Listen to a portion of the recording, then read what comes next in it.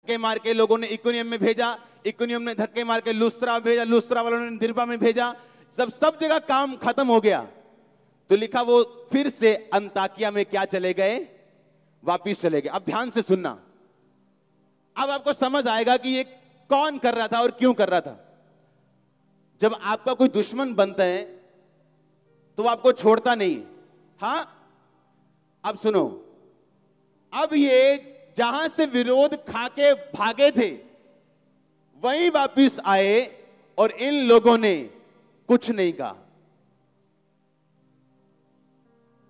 सुनो सुनो ध्यान से, अब सुनो। अब लिखा, कहता है ये लोगों को, बहुत लोगों को सुसमाचार सुना के, बड़े चेले बना के लुस्त्रा, इकुनियम और अंताकिया को लौट आए और चेलों के मन को स्थिर करते रहे कि विश्वास में बने रहो, हमें क्लेश उठाकर प्रभु के राज्य में प्रवेश करना होगा। आमीन। सुनो, और 28 लास्ट आयत में लिखा, और वो चेलों के साथ बहुत दिन तक रहे। कौन से चेले? ये चेले जिन्होंने प्रभु के नाम पर विश्वास कर लिया था। अब ये लोग वही हैं विरोध करने वाले, पर ये लोग वापिस कहां पहुंच गए? अंताकिया में। चले जाओ। सुनो, अब मैं क्वेश्चन पूछता हूं, जब ये इतने चेले बनाकर पूरी दुनिया को क्रिश्चियन बनाकर वापिस आ रहे थे, उन्हीं शहरों में जहां विरोध हुआ था, ये लोगों ने अब विरोध क्यों नहीं किया? क्योंकि वो परमेश्वर का इंतजाम था। आमीन। वो परमेश्वर का इंतजाम था। प्रभु पता था प्रभु को कि ये दोनों नए विश्वासी, नए सेवक जो मेरी आवाज को पहचानते नहीं, टाइम लगता है प्रभु की आवाज को पहचानने में, सुनने में, परमेश्वर ने विरोध का इस्तेमाल किया। इमेजिन करो, अगर ये दो पौलुस और बरनबास उठ जाओ, अगर अपने भाइयों को बोलते, ले अभी मित्रा तू डंडे चुकला, तू गंडासी लाया, हां तू तलवार चुकला भी, जे आए विरोध करन दे, छड़ना नहीं हो। हां, और पूरी लड़ाई होंगी, दे तेरे दी एक नंबर दी है, क्या होता? हो सकता है ये जीत जाते, इनको भगा देते, हां, पर यहीं रहते, आगे ना जाते, आगे ना जाते। परमेश्वर ने क्या किया? यूज किया इन लोगों को। जिसने सेंस बनाई वो सेंसलेस नहीं। जिसने कान, सुनो, जिसने कान बनाए वो बहरा नहीं। जिसने आपको नाक दिए हैं वो भी सूंघ सकते हैं। जिसने आपको आंखें दी हैं वो भी देख सकते हैं। सुनो, तो जिसने सेंस बनाई है वो सेंसलेस नहीं है कि आपको बोले कि अपने दुश्मन से प्यार करो। क्यों करूं मैं अपने दुश्मन से प्यार? जो मेरे खिलाफ बुरी बातें बोले, झूठी बातें फैलाए, जानबूझ के मुझे उकसाने की कोशिश करे, मैं क्यों उससे प्यार करूं? परमेश्वर कहता है उससे प्यार कर, क्योंकि तेरे दोस्त तुझे वहां नहीं पहुंचा सकते जहां तेरे दुश्मन तुझे लेके जा सकते हैं। तेरे दोस्त वहां तुझे लेके नहीं जा सकते। आप सोचो, दिरबे लुस्त्रा नगर का एक बंदा, 14:8, जो पांव का निर्बल था, जन्म से लंगड़ा था, कभी ना चला था, और 10 आयत में लिखा, पौलुस ने कहा अपने पांव के बल सीधा खड़ा हो, और वो उछल कर चलने लगा। और लोगों ने पौलुस का ये काम देखकर ये कहा कि देवता मनुष्यों के रूप में हमारे पास उतर आए। सुनो, लुस्त्रा नगर का बीमार रहता सारी उम्र, क्योंकि बाइबल कहती वो जन्म से बीमार था। वो जन्म का बीमार अपने मरण तक बीमार रहता अगर ये लोग पौलुस और बरनबास को मार के आगे ना भेज दे तो।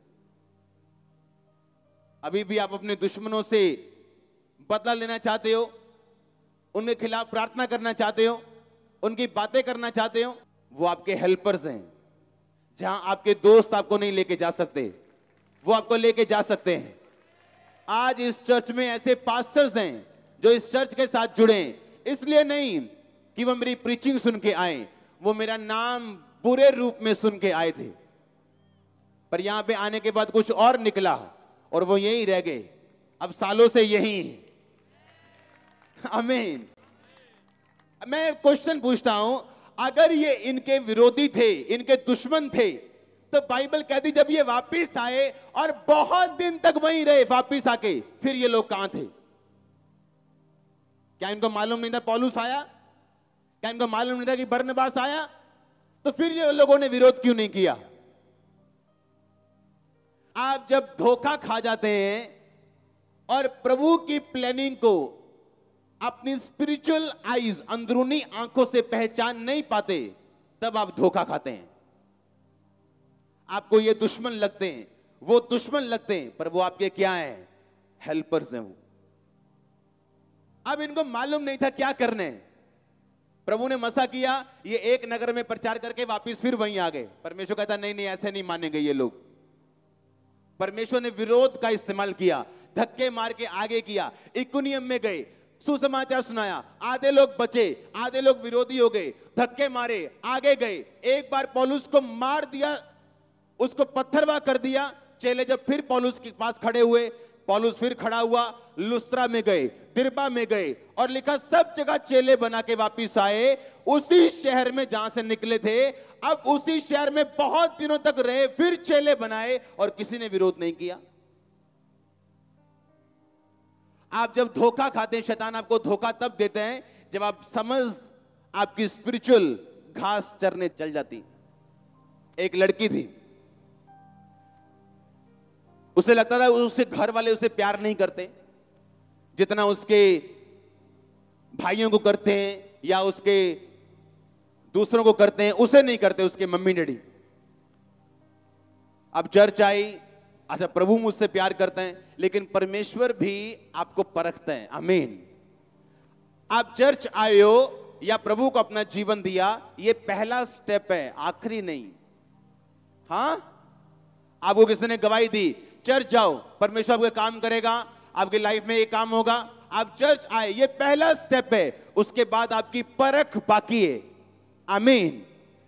अब जब वो चर्च आई, उसने देख लिया परमेश्वर मुझसे प्यार करते हैं, पर जब परमेश्वर ने उसके परख की, और कई बार चर्च से भी आपको प्यार नहीं मिला क्योंकि परमेश्वर नहीं चाहता, एक लड़के के साथ भाग गई वो, जबकि उसकी कॉलिंग एक पास्टरल मिनिस्ट्री की थी। अब वो एक आम औरत है। आम औरत होना पाप नहीं, एक आम औरत को परमेश्वर पास्टर की तरह यूज कर सकते हैं, लेकिन अगर आपकी भुलाहट एक पास्टर की है तो वो प्रॉब्लम है। कितने समझ रहे हैं? अगर आपको नहीं पता, परमेश्वर आपकी फैमिली की रिजेक्शन को, आपके दोस्तों की नफरत को, आपके समाज के विरोध को आपको बनाने और आगे लेके जाने के लिए इस्तेमाल कर सकते हैं, तो फिर आप धोखे में, अगर आपको यह नहीं पता तो।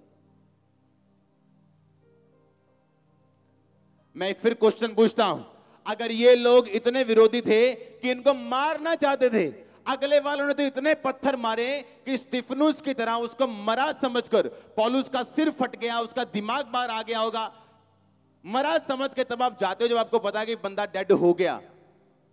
इतने विरोधी थे तगड़े, तो जब ये वापस आके सालों महीनों उसी शहर में रहे, तब ये विरोधी कहां थे? समझ आ रही कि नहीं?